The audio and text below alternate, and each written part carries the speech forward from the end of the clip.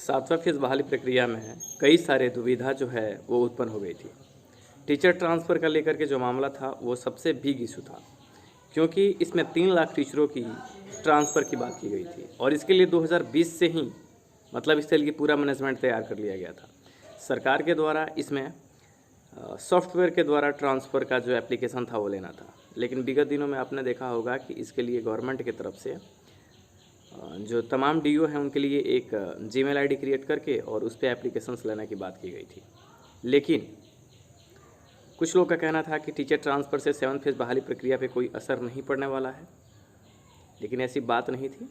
जून जुलाई में जब स्कूलों में छुट्टी की बात थी उसी समय टीचर को ट्रांसफ़र करना था, और अगर ऐसा होता तो पूरे स्कूल से जो रिक्तियाँ हैं उनको रिकैलकुलेट करने में सरकार को परेशानी होती और अगस्त सितंबर में जाकर के ये सीटें रिकैलकुलेट होती।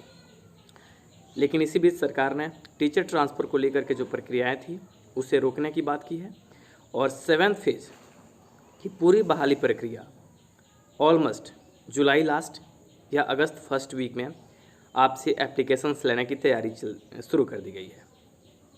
7th फेज़ बहाली प्रक्रिया में जितनी दुविधाएं आपके सामने दिख रही थी या सरकार के द्वारा लगातार जो बातें कही जा रही थी, अब कहीं ना कहीं वो दुविधाएं खत्म हो रही है और 7th फेज़ प्राइमरी से लेकर के माध्यमिक तक बहाली प्रक्रिया एक साथ सरकार की करने की पूरी तैयारी हो चुकी है। ऑलमोस्ट प्राइमरी को लेकर के बहुत सारी दुविधाएं थी, लेकिन बच्चों के द्वारा जो प्रोटेस्ट किए गए और सरकार को लगातार अल्टरनेट कई सारे उनके सामने अपने पक्ष रखे गए कि 7th फेज़ बहाली प्रक्रिया शुरू की जाए। इससे सरकार 7th फेज़ में प्राइमरी बहाली को लेकर के भी आगे सक्रिय हो चुकी है। यानी कुल मिलाकर के प्राइमरी माध्यमिक दोनों की बहाली 7th फेज़ में अगस्त फर्स्ट वीक या सेकंड वीक में आपको नोटिफिकेशन उसके पहले भी देखने को मिल सकती है।